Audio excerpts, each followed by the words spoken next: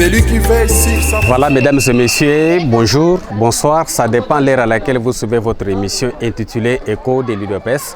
Écho de l'UDPS, c'est une émission qui vous permet d'avoir des informations fiables en temps réel pour ce qui concerne tous les membres de l'Union pour la démocratie et le progrès social.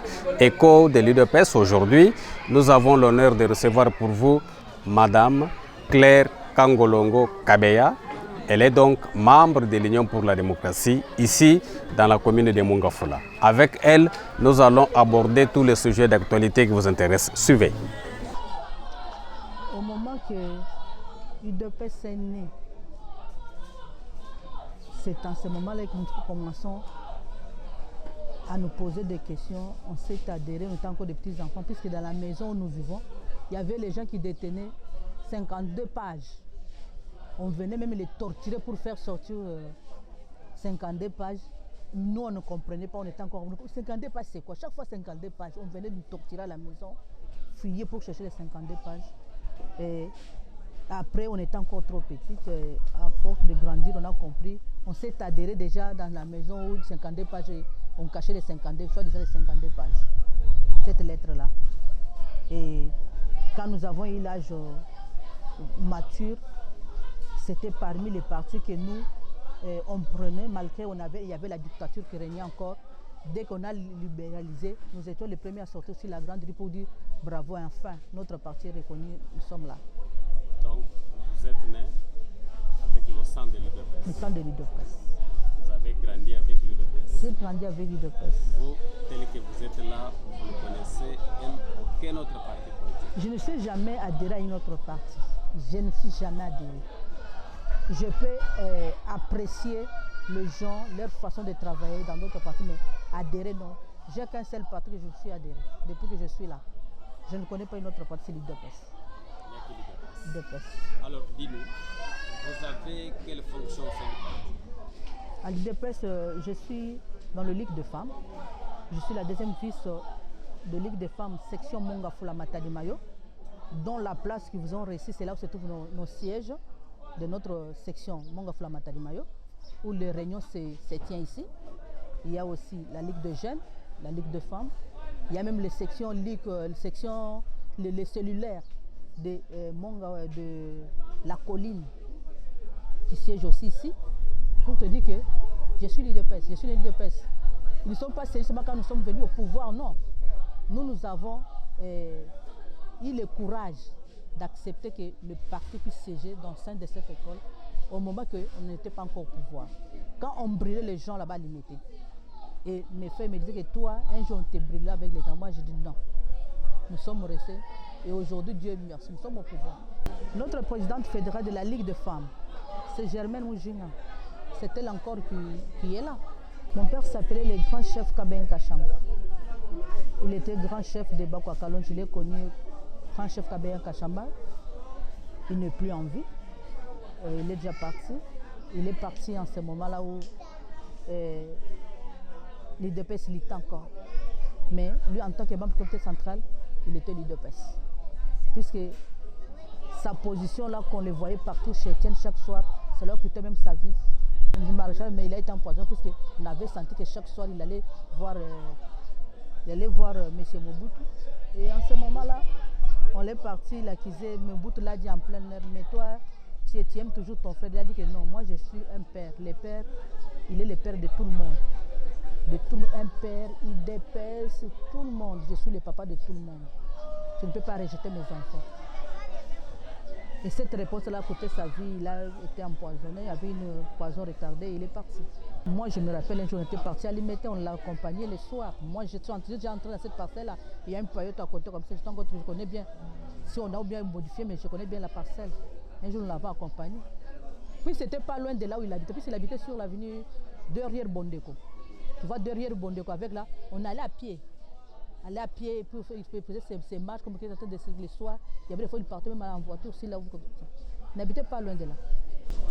Oui, il avait compté de sa façon, puisque c'est un père.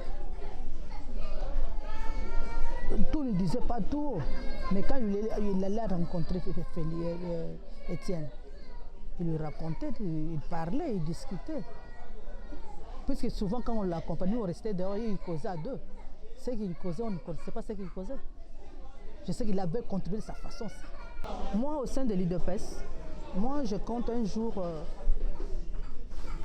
prendre la provinciale de l'UDPS. Puisque j'ai une base. Aujourd'hui, il y a d'autres actions que je fais. Je le fais au nom de l'UDPS, mais où mon parti ne me donne rien. J'ai des femmes veuves, j'ai des orphelins. Et chaque fois quand j'amène quelque chose que c'est de l'UDPS, mais ce sont des choses qui viennent de chez moi. C'est une base. Il y a un quartier où on peut aller comme ça, si on descend avec vous. Il y a des femmes où nous avons aidé à retourner au marché, à faire quelque chose, avec nos propres moyens. Mais je ne le fais pas au nom de Madame Claire, je le fais au nom de l'UDPS. Pour que notre parti puisse s'élever. Au nom de l'UDPS. Je le fais au nom de l'UDPS. Il y a d'autres actions qu'on fait avec l'orphelinat. Toutes choses qu'on fait à l'orphelinat, il y a des choses que j'amène à l'orphelinat. La fois passée, j'avais amené Yves beaucoup à l'orphelinat. Je lui ai demandé, ne me donne-moi rien, me donne seulement l'orphelinat. Mais dans les comptes de l'UDPS. Si vous demandez à l'excellence Yves beaucoup, il va vous dire ce qu'il dit est vrai. Même dans des... Il a visité aussi l'orphelinat. Dans des salles de classe, il y a des orphelins là-bas. Au secondaire, nous avons moins 15 orphelins. Au primaire, 25 orphelins. On avait pris ces orphelins-là en charge, même quand on payait. Ils ne payaient rien. Je vais vous appeler quelques-uns, ils vont vous dire qu'ils n'ont rien payé. Et aujourd'hui, nous sommes dans la gratuité, ils sont toujours là. Notre orphelinat s'appelle les Damas. Les Damas. C'est un centre d'encadrement de veuves, des orphelins et assistance aux nécessités. Nous sommes sur un vrac. Il y a une dame qui nous a donné une maison qu'on loue à un prix là trop bas. Que nous sommes là en attendant que si Dieu voulant, on peut avoir quelqu'un qui peut nous donner les moyens pour acheter cette parcelle à ces enfants-là. Puisque nous souffrons beaucoup avec le déplacement. Les moyens, nous n'avons pas beaucoup de partenaires.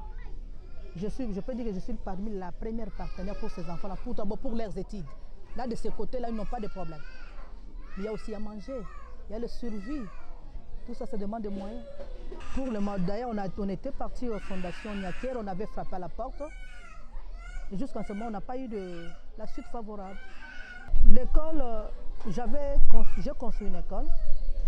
Quand la gratuité est venue, le côté où nous nous trouvons, il n'y a pas d'école publique.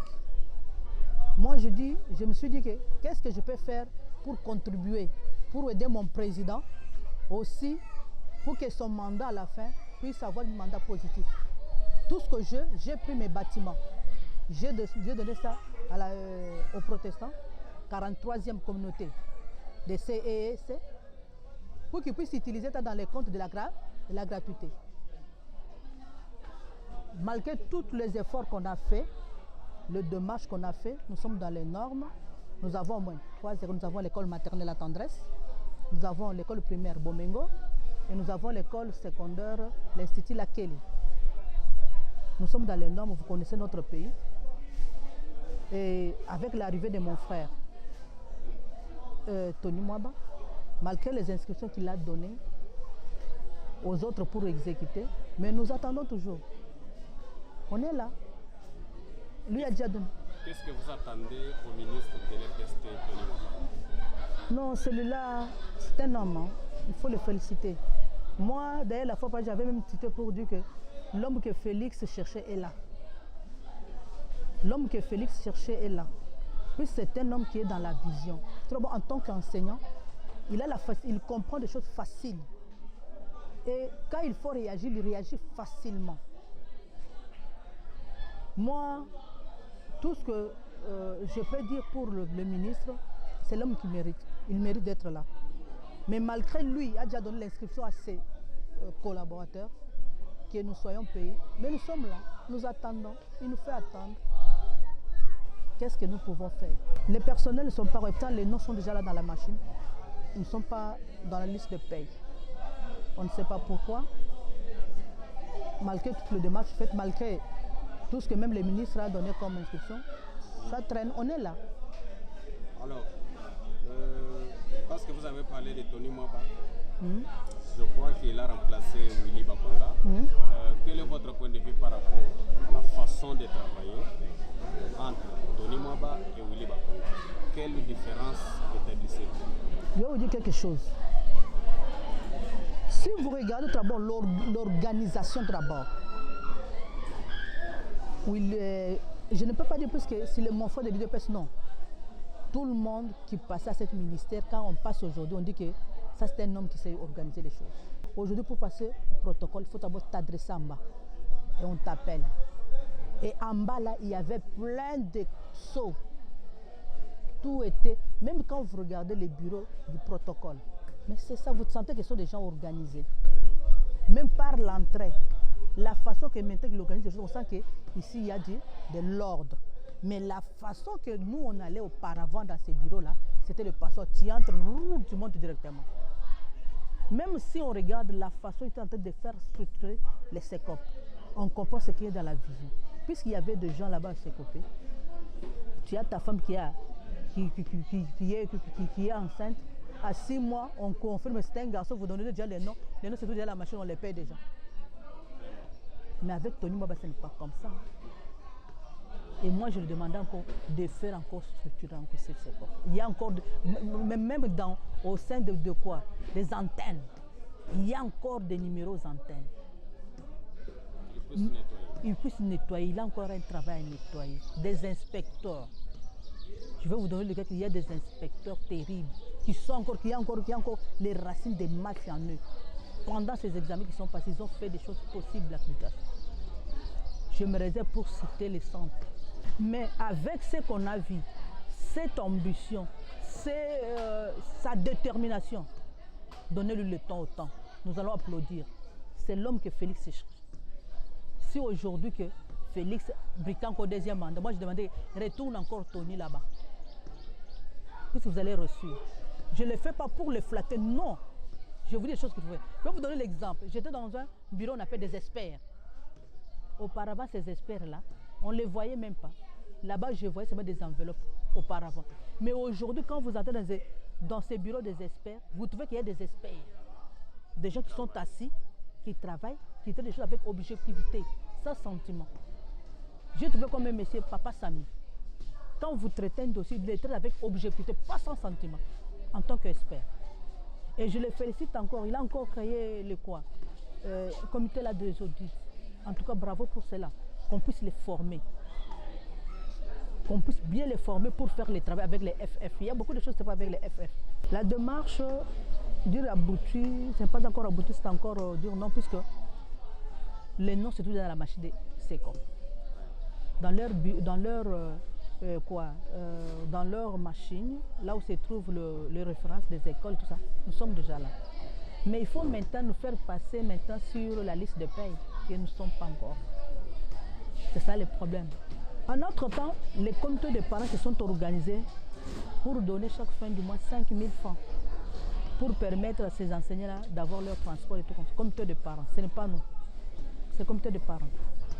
À l'école primaire, à l'école maternelle, on paye un montant comme l'État l'avait demandé. Et ça va leur suffire à quoi? Il y a des fois les éducatrices, il y a des fois à la fin du mois, ils sont avec 50 000, 60 000 francs.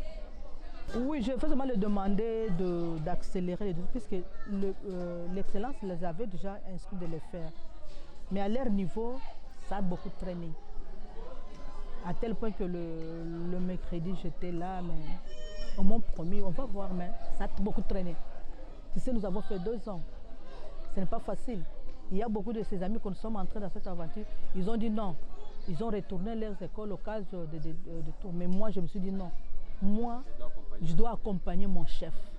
Puisque de ce côté, si vous n'avez pas une école publique, et au moment où je te parle, j'ai beaucoup de demandes. Au moment où je parle, il y a des inscriptions, des parents qui commencent à venir pour garder les places de leurs enfants. Pour l'année prochaine. D'ailleurs, il y a une bloc là-bas qu'on va libérer, la maison qu'on va libérer pour avoir une salle de classe. Nous avons les rez-de-chaussée qu'on cherche encore des moyens, si on peut ajouter. Et au moins, je te parle, à l'école primaire, nous avons déjà 8 classes. Nous avons 2 classes de l'école primaire, 2 classes de l'école, 2 classes de primaire, 2 classes deux classes de première primaire, 2 classes de deuxième primaire. Et la classe de 3e et 4e sont des classes aussi bombées. Nous n'avons pas une classe de moins de 70 élèves ici à l'école. Même quand je parle de 2 classes, sont des classes de 65 élèves. Ce sont des classes de 65 élèves. nous n'avons pas moins de classes de 50. À la maternelle, vous-même, vous avez vu comment ils sont gonflés là-bas. C'est-à-dire que les demandes, au moins je te parle, on commence déjà à nous solliciter. Mais tout ce que nous demandons, parmi les programmes des ajouts de salles de classe, qu'on puisse penser à nous, qu'on puisse nous ajouter des salles de classe, qu'on puisse nous ajouter des salles de classe pour nous permettre qu'on puisse, puisqu'il y a du monde de ce côté ici, il y en a. Si aujourd'hui que l'État congolais nous ajoute un peu 10 à 15 salles, à l'école primaire, nous allons atteindre dans les 1200 élèves, puisqu'au moins nous sommes dans les 530 élèves. 530 élèves actuellement. Si nous ajoutons encore 4 à 10 salles, nous allons avoir 3 classes, nous risquons d'atteindre même 1300 élèves, 1400 élèves, puisque les demandes, chaque jour ici, les parents viennent toujours. Mais nous refusons, nous allons les mettre où? Nous ne voulons pas que les enfants se mettent par terre. Alors, est-ce que vous avez aussi des projets allant dans le sens de multiplier encore les salles de classe? Oui, ces projets-là, c'est pour ça que je demandais que dans le programme du ministre, je l'avais entendu, ajoute des salles de classe. C'est pour cela que je suis en train aussi de, je vais aussi introduire qu'on puisse aussi penser à nous, qu'on vienne nous ajouter des salles de classe, puisque la demande, je te dis qu'elle est forte. Elle est forte. Et je ne sais pas quoi te dire, je ne sais pas que. Il y a même d'autres parents qui viennent ici à 5 heures, ils pleurent, ils te laissent l'enfant, il part. C'est l'enfant congolais. Et tellement qu'il me connaît, moi je suis de l'UDPS, et bien beaucoup, il commence à parler comme ça. Et non. Vraiment. Nous tendons déjà vers la fin de notre entretien. Alors, quel est le message si le numéro 1 de l'EPS que Tony Mwando est en train de vous suivre? Qu'est-ce que vous pouvez lui demander? Excellence, j'ai beaucoup de respect envers vous. Je suis parmi ceux que vous ont élus sans rien demander et nous continuons toujours à vous soutenir. Moi, les jours que vous avez accédé à ces postes, moi je dis, ah enfin, l'homme qu'on cherchait là, comme qu'on cherchait là, et nous sommes là sur terrain pour défendre votre cause. Le seul bien que j'ai, je l'ai donné pour la gratuité. Ce n'est pas donné à tout le monde. Je n'en ai pas beaucoup, ce n'est que celle que j'ai. Je le fais pour soutenir d'abord notre président, qui est le vôtre aussi, notre parti, puisque les gens parlent beaucoup. Et nous, nous n'allons pas suivre ce qu'ils parlent, mais nous allons travailler dans l'intérêt que notre mandat soit positif. Et ça sera positif. La gratuité qui monte, qui descend, nous le défendrons et nous les soutiendrons jusqu'à la fin. Merci beaucoup. Merci beaucoup, monsieur. Donnez-moi vos plus aussi. Il faut que Monsieur l'Excellence puisse penser au centre de formation des éducateurs d'école maternelle. Depuis qu'on avait pillé Sénafor, ce centre-là n'existe plus. Maintenant, ce sont les inspecteurs avec les privés qui ont pris le monopole. Il n'y a aucun programme. Il faut qu'on puisse avoir un atelier, avoir un programme et surtout que l'État puisse avoir ses propres centres dans chaque province éducationnelle. Un centre. Il y a beaucoup de filles qui trimballent. Comme les filles que je viens de montrer là, que je viens de former. Ces enfants, les étaient au nombre de 30. Mais ils ont terminé au nombre de 10. Pourquoi? C'est par manque de moyens. Et si l'État avait ce centre-là, le goût sera bas et ça permettra même les démunis de faire la formation. Il y a beaucoup de filles qui traînent dans la rue. De faire la formation et aujourd'hui avec la gratuité, avec, comme on a dit, que dans chaque école primaire, parmi les recommandations, il faut avoir l'école maternelle. Et maintenant, le gouvernement va aller maintenant puiser la pépinière dans ses propres centres. Surtout quand on donne au privé, chacun fait ce qu'il veut. Maintenant, quelle qualité des éducateurs qui sera sur le terrain? C'est pour ça que nous demandons qu'il puisse voir son service des experts. Nous avons déjà mis tous les documents entre les mains des experts. Avec Papa Samy, on a parlé avec beaucoup de détails, qu'il fasse l'effort de rouvrir ça. Il y a maintenant des privés, que quand les partenaires viennent, ils coopèrent avec les gens qui sont au-dessus de notre province, ceux qui gèrent l'école maternelle, ils se présentent dans les comptes du gouvernement congolais. Ils partent en Europe, on fait des formations, quand ils descendent sur le terrain, ils commencent à faire quoi? À vendre la formation. Il y a des écoles qui n'ont pas de possibilités. On demande 10 $ par éducatrice pour l'assister. Et comment cette formation sera? Mais si l'État avait ses propres centres, quand le bailleur vient pour nous aider, il envoie ses propres gens. Ils vont donner ça gratuitement dans d'autres écoles, même dans des fonds. Il y a d'autres écoles qui ne participent pas à d'autres formations puisqu'ils n'ont pas de possibilités. Il n'y a que des privés qui le font. Mais à quoi servira la classe? Et pourtant, l'éducation commence à la base. Moi, je demandais la réouverture des centres de formation des éducatifs de l'école maternelle au Congo. Tout était bloqué. Ceux qui font bloquer, ce sont des IG là. Puisqu'ils en profitent. Ils en profitent. Quand des partenaires viennent, ils commencent à se pointer, ils amènent, oh, nous avons bouquet, tel bouquet. Tous ces gens de bouquets là, ce sont des gens qui sont en train de freiner, qui ouvrent les yeux. Nous avons tout déposé entre les mains des experts. On a attendu de déposer entre les mains des experts qui ouvrent les yeux. On voulait le lancer pour demander dans ces bouquets fachi là. Il y a à manger, à boire là-bas. Tout n'est pas accepté. Merci.